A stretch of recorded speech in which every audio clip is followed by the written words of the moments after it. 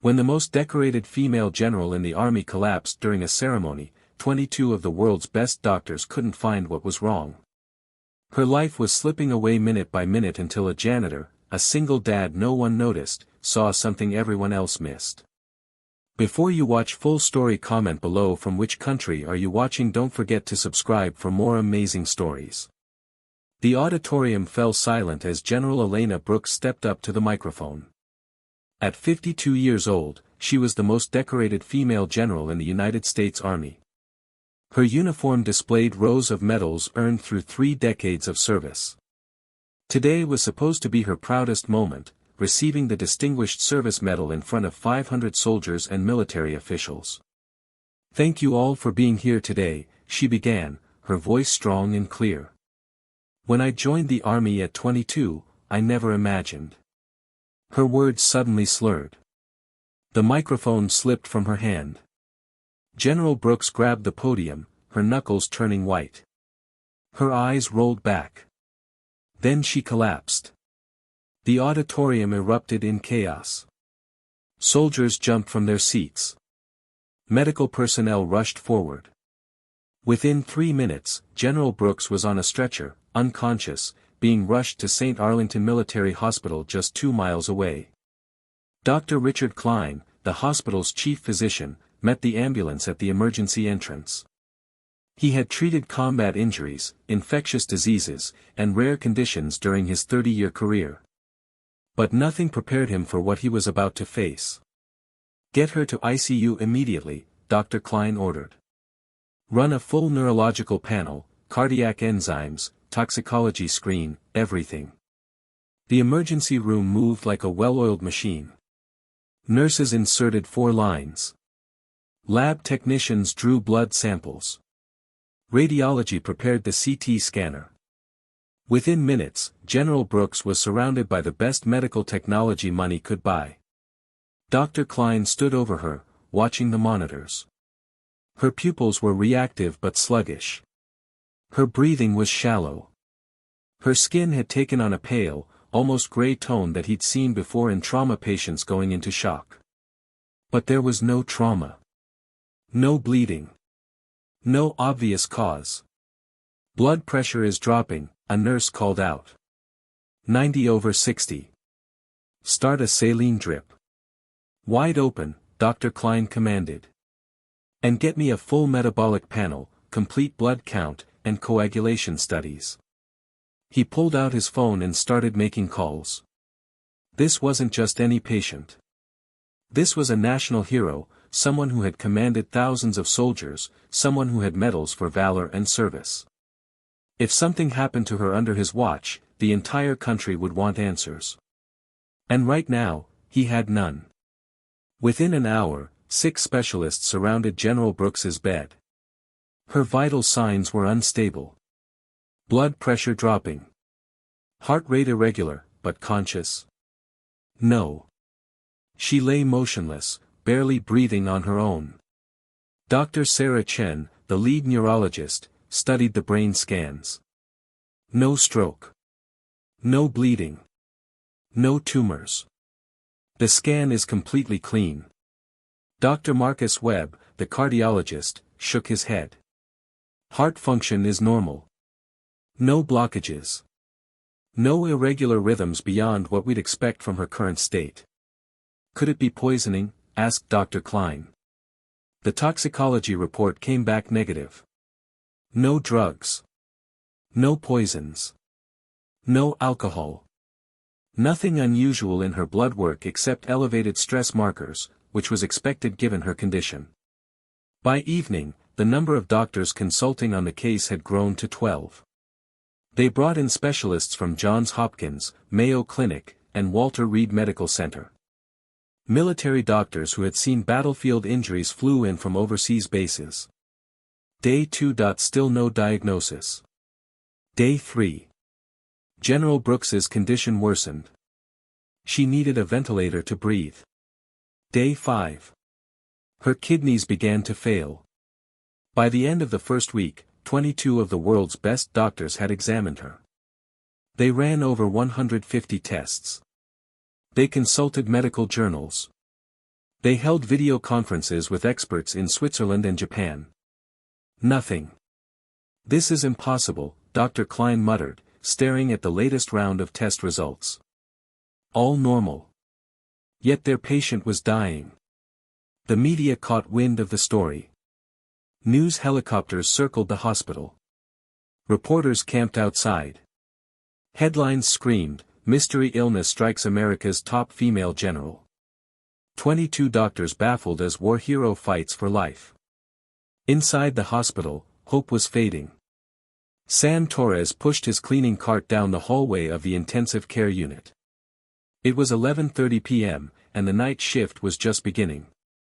At 39 years old, Sam had been working as a janitor at St. Arlington Hospital for 3 years. He was invisible to most people. Doctors walked past him without a glance. Nurses barely nodded. To them, he was just the man who emptied trash cans and mopped floors.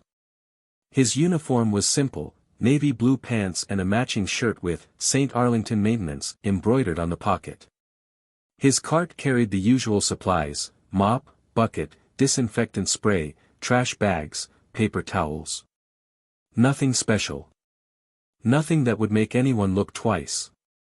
Sam had learned to navigate the hospital like a ghost. He knew which hallways were busy at which times.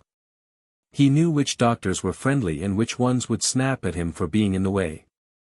He knew the nurse's break schedule, the visiting hours, the shift changes. After 3 years, the hospital's rhythm was second nature to him. But what nobody knew was that Sam saw everything. While doctors rushed past him discussing cases, he listened. While nurses complained about difficult diagnoses at the station, he absorbed every word. His mind, trained years ago in emergency medicine, couldn't help but process the medical information floating around him. He told himself it didn't matter. He wasn't a medical professional anymore. He was just a janitor. But deep down, that part of him, the part that had dreamed of saving lives, never really died. But Sam hadn't always been a janitor. 12 years ago, he was a paramedic trainee at City General Hospital, passionate about saving lives. He met Maria, a nursing student, during a late-night shift. They fell in love quickly. Within a year, they were married. Within 2 years, Maria was pregnant with their first child. Sam remembered that night like it was yesterday. Maria had gone into labor 3 weeks early. He rushed her to the hospital where they both worked. But there were complications. The doctors missed the signs of eclampsia. By the time they realized what was happening, it was too late. Maria died 2 hours after giving birth to their daughter, Lily. Sam held his newborn daughter in one arm and said goodbye to his wife with the other. Something broke inside him that night. He couldn't enter a hospital as a medical professional anymore. The grief was too heavy. The anger at the system too raw. He quit his paramedic training.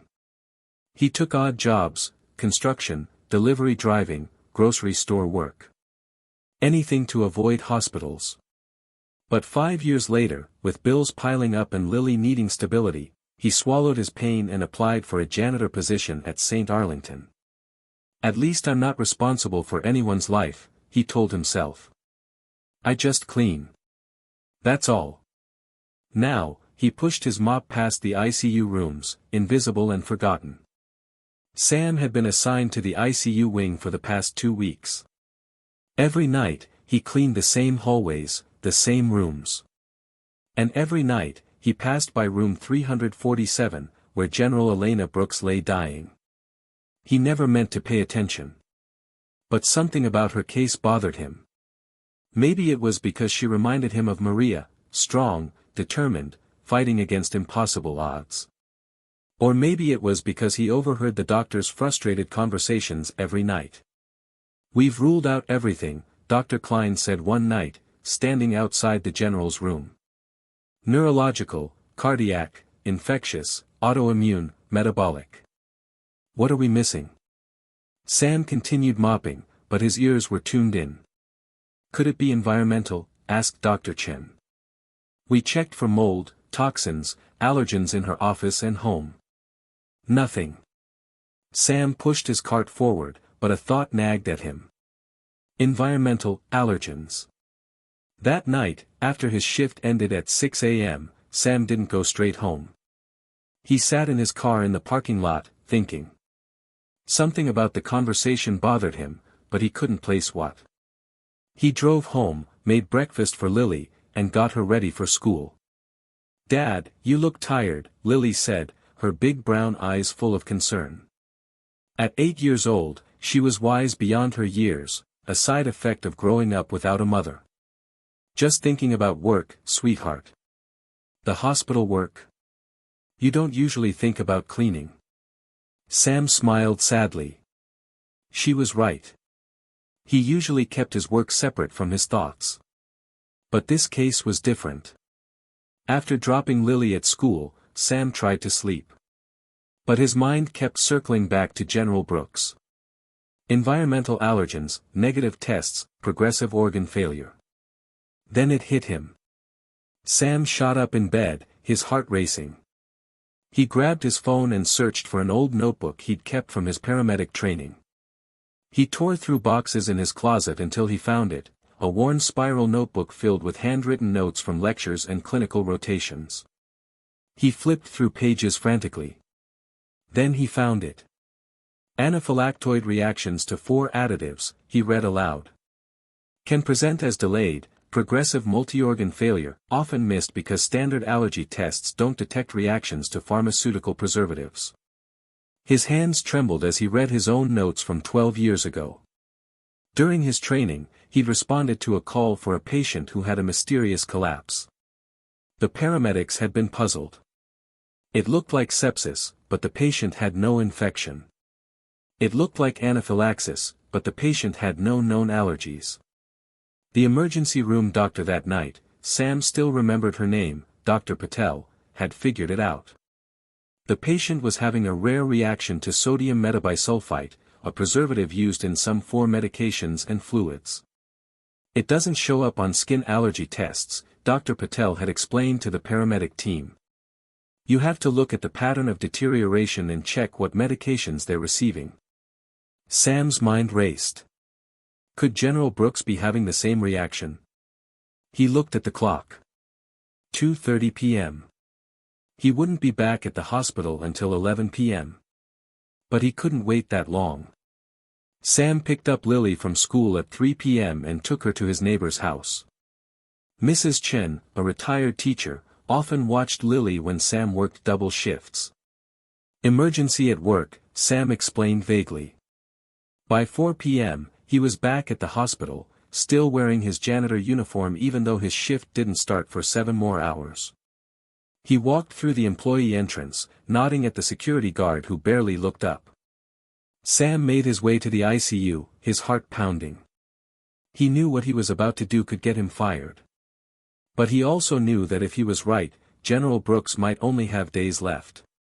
Sam grabbed a cleaning cart from the supply closet to blend in. He pushed it slowly down the ICU hallway toward room 347. Through the glass window, he could see General Brooks, tubes and wires connected to her motionless body. 3 nurses worked at the central station, focused on their computer screens. Sam moved closer to the general's room. He needed to see her medical chart, specifically what 4 fluids and medications she was receiving. But the charts were electronic now. He couldn't access them without a password. He cleaned the hallway for 20 minutes, thinking. Then he saw his opportunity. One of the nurses left the station to check on a patient, leaving her computer unlocked. Sam's hands sweated as he pushed his cart toward the station. The other 2 nurses were deep in conversation about another patient. He had maybe 30 seconds. He glanced at the computer screen.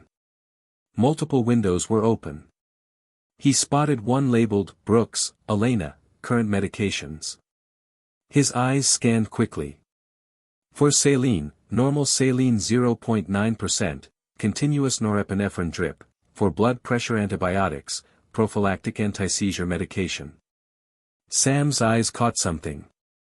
The saline bag brand name. He knew that manufacturer used sodium metabisulfite as a preservative in their formulation. His heart raced. This could be it. "Excuse me, what are you doing?" Sam jumped. One of the nurses, a stern-looking woman named Margaret, stood behind him. I was just cleaning the counter," Sam stammered, grabbing a cleaning cloth. "The computer area is off limits. You know that." "Yes, ma'am. Sorry. I wasn't looking at anything. I just..." "Go clean somewhere else. Now." Sam retreated, his mind racing. He had seen enough. But what could he do with this information? He was a janitor. Nobody would listen to him. Sam finished his real shift at 6 a.m. the next morning. He hadn't slept in 24 hours, but adrenaline kept him going. He had spent the entire night researching on his phone during breaks, reading medical journals about sodium metabisulfite reactions. Everything fit. The delayed onset, the multi-organ failure. The normal test results because standard allergy panels didn't test for this specific preservative. At 7 a.m., Sam made a decision. He walked to the nurse's station in the ICU, where Margaret was finishing her night shift. "Nurse Margaret, I need to speak with Dr. Klein. It's about General Brooks." Margaret looked up from her computer, annoyed. "Dr. Klein is in surgery. And you need to go home. Your shift is over. It's important. I think I know what's wrong with the general." Margaret's expression shifted from annoyance to disbelief. "You think you know? You're a janitor. I used to be a paramedic trainee. I've seen this condition before." "A paramedic trainee?" Margaret laughed. "That's rich. Listen, Sam, I'm sure you mean well, but 22 doctors have examined this patient. Actual doctors, with medical degrees, from Harvard and Johns Hopkins. And you think you figured out what they missed because you were almost a paramedic?" Sam felt his face burn with shame, but he pressed on. "I know how it sounds, but please, just tell Dr. Klein that it might be a reaction to the 4 preservative. Sodium metabisulfite. It causes delayed anaphylactoid reactions that don't show up on regular tests." "That's enough," Margaret cut him off. "If you continue harassing medical staff, I'll report you to administration. Now go home." Sam stood there for a moment, defeated. Then he turned and walked away. Sam picked up Lily from Mrs. Chen's house at 8 a.m. He was exhausted, frustrated, and angry at himself. Maybe Margaret was right. Who was he to question 22 doctors? "How was work, Dad?" Lily asked as they drove home. "Frustrating, baby." "Why?" Sam sighed. How could he explain this to an 8-year-old? "There's a patient at the hospital. A really important lady. She's very sick, and the doctors can't figure out what's wrong. And you know what's wrong. I think I might. But nobody will listen to me because I'm just a janitor." Lily was quiet for a moment. Then she said, "Remember when my teacher said I was wrong about the math problem? But I knew I was right. I remember. You told me to show her my work. To prove it. Maybe you need to show them your work too." Sam glanced at his daughter in the rearview mirror. Out of the mouths of babes. "You're right, sweetheart. I need to prove it." That afternoon, instead of sleeping, Sam went to the public library. He printed out medical journal articles about sodium metabisulfite reactions. He found case studies of patients with similar symptoms. He even found the old case report from the patient he'd seen during his training. Dr. Patel had published it in a medical journal. Sam created a simple document explaining. General Brooks's symptoms matched a rare preservative reaction. The 4-saline she was receiving contained sodium metabisulfite. This type of reaction didn't show up on standard allergy tests. The treatment was simple: switch to preservative-free 4 fluids. By 5 p.m., Sam had a folder full of evidence. He made copies and put them in an envelope addressed to Dr. Klein. That night, he arrived at the hospital for his shift at 11 p.m. He went straight to Dr. Klein's office and slid the envelope under the door. Then he waited. Sam cleaned the ICU hallways with extra care that night, staying close to the doctor's offices. He needed to know if Dr. Klein would read his report. At 2 a.m., he heard voices coming from the conference room. Through the partially open door, he saw Dr. Klein, Dr. Chen, and 3 other doctors gathered around a table. His envelope was open in front of them. "This is absurd," one doctor said. "A janitor is giving us medical advice." "It's not advice," Dr. Klein said quietly. "It's a hypothesis.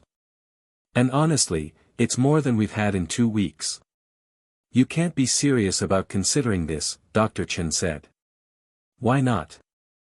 Dr. Klein spread the papers across the table. "Look at these case studies. The symptom patterns match. And we've ruled out everything else. But the odds of this specific reaction are rare, yes. But so is having a 4-star general collapse for no detectable reason." Sam's heart pounded as he listened. "Even if we wanted to test this theory," another doctor said, "how? There's no blood test for this sensitivity." "No," Dr. Klein said slowly. "But there's a simple trial. We switch her to preservative-free saline. If she improves, we have our answer. If she doesn't, we've lost nothing." "You're willing to make a major treatment change based on a janitor's note?" Dr. Klein was quiet for a long moment. Then he said, "I'm willing to try anything that might save my patient." Pride be damned. The next morning, Sam watched from down the hallway as medical staff entered General Brooks's room. They were changing her 4 fluids. Dr. Klein had ordered preservative-free saline from the pharmacy. It cost more and required special ordering, but if Sam was right, it could save the general's life. The nursing staff disconnected the old 4 bag and connected the new one. Sam watched the clear fluid begin dripping through the tube into General Brooks's vein. Now they just had to wait. But Sam couldn't leave. He found excuses to stay in the area. He cleaned the same section of hallway 3 times. He reorganized supply closets. He wiped down already clean windows. Anything to stay close and watch what happened. Around noon, Sam noticed increased activity in the general's room. Doctors and nurses were checking monitors more frequently. Were things getting worse? Or better? He couldn't tell from outside. Dr. Chen emerged from the room, looking stunned. She walked quickly to the nurse's station and picked up a phone. Sam pushed his cart closer, pretending to empty a trash can. "Dr. Klein. You need to see this. Her blood pressure is stabilizing. It's been climbing steadily for the past 2 hours." Sam's heart nearly stopped. It was working. By evening, the change was undeniable. General Brooks's kidney function had improved. Her oxygen levels were better. Her heart rate had normalized. The woman who had been circling death's door for 2 weeks was showing signs of recovery. And it had all started with a simple switch in 4 fluids. Sam went home that morning and collapsed into bed. But he couldn't sleep. He kept checking his phone, as if somehow news would come to him. Lily found him at the kitchen table at 2 p.m., staring at nothing. "Dad, you didn't sleep again." "I can't, baby. I keep thinking about the lady at the hospital." "Did the doctors listen to you?" "I think so. I hope so." Lily climbed into his lap, something she rarely did anymore. "You're a good person, Dad. You didn't have to help her. But you did." Sam hugged his daughter tight, fighting back tears. "I just don't want anyone else to die because someone missed something." He thought about Maria. About all the what-ifs. What if someone had caught the eclampsia earlier? What if someone had been paying closer attention? He couldn't bring Maria back. But maybe, just maybe, he could save someone else. When Sam arrived at the hospital that night at 11 p.m., something felt different. There was energy in the air, excitement. He pushed his cart toward the ICU, his stomach in knots. Nurse Margaret saw him and, for the first time in 3 years, she actually stopped to talk to him. "Sam," she said, and her voice was different. Respectful. "Dr. Klein wants to see you." Sam's heart dropped. "Am I in trouble?" "Just go to his office. He's waiting." Sam abandoned his cart and walked on shaky legs to Dr. Klein's office. He knocked. "Come in." Dr. Klein sat behind his desk, but he stood when Sam entered. The doctor looked exhausted but relieved. "Sit down, Sam." Sam sat, his hands clasped nervously. "I owe you an apology," Dr. Klein began. "When I first saw your note, I almost threw it away. The idea that a janitor had figured out what 22 specialists missed seemed impossible. But," Sam whispered. "But I was desperate. And your research was thorough. So I decided to test your hypothesis." Dr. Klein leaned forward. "We switched General Brooks to preservative-free 4 fluids yesterday morning at 8 a.m. By noon, her blood pressure had stabilized. By evening, her kidney function began improving. This morning, she opened her eyes. Sam felt like he couldn't breathe. She's awake. She's awake. She's weak, and she has a long recovery ahead. But she's alive, Sam. She's alive because of you." Tears streamed down Sam's face. He covered his mouth with his hand, overwhelmed. "How did you know?" Dr. Klein asked gently. "How did you see what we missed?" Sam took a shaky breath and told him everything. About his paramedic training, about Maria. About the case he'd seen 12 years ago that had stuck with him. Dr. Klein listened without interruption. When Sam finished, the doctor was quiet for a long moment. "I've been practicing medicine for 30 years, Dr. Klein finally said. And I've learned that medicine isn't just about degrees and titles. It's about observation, memory, and caring enough to keep looking when others stop. You never stopped being a medical professional, Sam. You just changed uniforms." 3 days later, Sam was cleaning the 6th floor when Dr. Klein found him. "Sam, General Brooks wants to meet you." Sam's stomach flipped. "Me? Why?" "She knows you saved her life. She wants to thank you personally." Sam followed Dr. Klein back to the ICU, his heart pounding. They entered room 347, where General Brooks sat propped up in bed. She still looked weak, but her eyes were sharp and alert. "General Brooks," Dr. Klein said, "this is Sam Torres." The general studied Sam for a long moment. Then she extended her hand. "Mr. Torres. I'm told I owe you my life." Sam shook her hand gently. "I'm glad you're okay, ma'am. I remembered something. That's all. Don't minimize what you did," she said firmly, her general's voice returning. "Dr. Klein told me everything. 22 doctors, and you were the one who saw what they missed." She paused. "He also told me about your background. That you were a paramedic trainee." Sam nodded, not trusting his voice. "Why did you stop?" Sam had never told anyone outside of close family about Maria. But something about the general's direct gaze made him want to be honest. "My wife died during childbirth. Medical error. I couldn't work in medicine anymore." The general's expression softened. "But you never stopped caring." "No, ma'am. I guess I didn't. Dr. Klein tells me you have a daughter." "How old?" 8. "Her name is Lily. And you're raising her alone, working night shifts as a janitor." "Yes, ma'am." General Brooks was quiet for a moment, thinking. Then she said, "Mr. Torres, I don't believe in wasting talent. You saved my life because you have medical knowledge and instincts that doctors with fancy degrees don't have. You observed, you remembered, you researched, and you refused to give up. Those are the qualities of a damn good paramedic. Thank you, ma'am. I'm not finished. The Army has a civilian training scholarship program for medical personnel.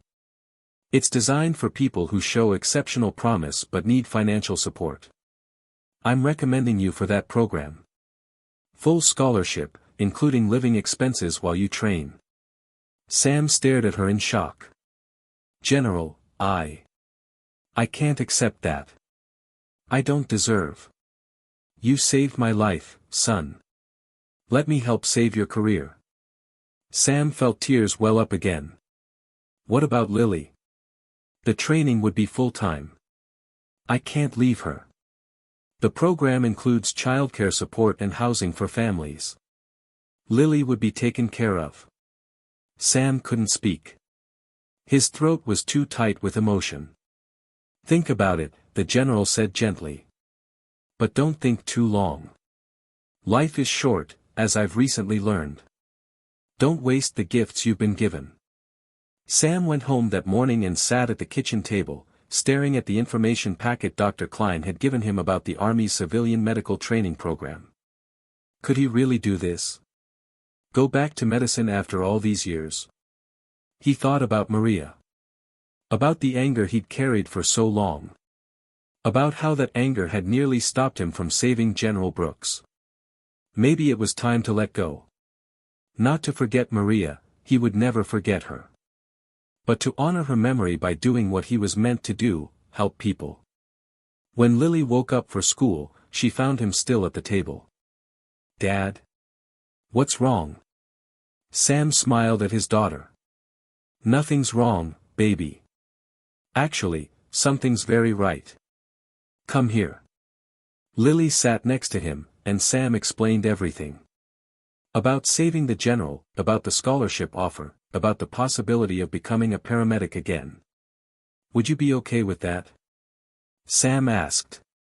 It would mean changes. New school for you, living in a different place while I train. Lily was quiet for a moment, her young face serious. Then she said, will it make you happy? I think so. Yes. Then we should do it. Mom would want you to be happy. And she'd want you to help people. Sam pulled his daughter into a tight hug, tears streaming down his face.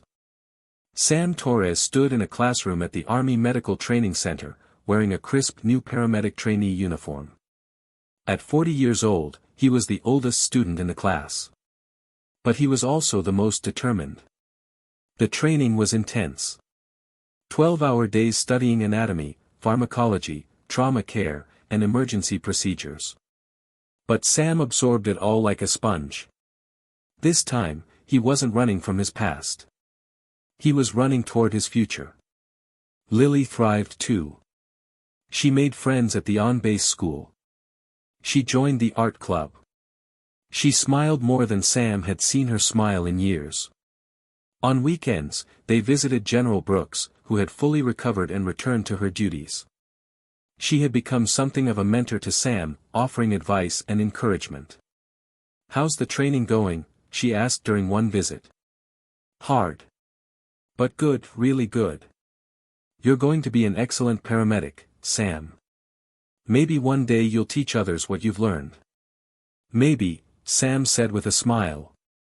14 months after saving General Brooks's life, Sam Torres walked across a stage to receive his paramedic certification. The ceremony was held at the Army Medical Center, attended by instructors, fellow students, and families. Sam scanned the audience and saw Lily in the front row, beaming with pride. Next to her sat Mrs. Chen, his old neighbor who had traveled to attend. And beside them, in full dress uniform, sat General Elena Brooks. When they called Sam's name, the general stood and applauded loudly. Others in the audience followed her lead, creating a standing ovation.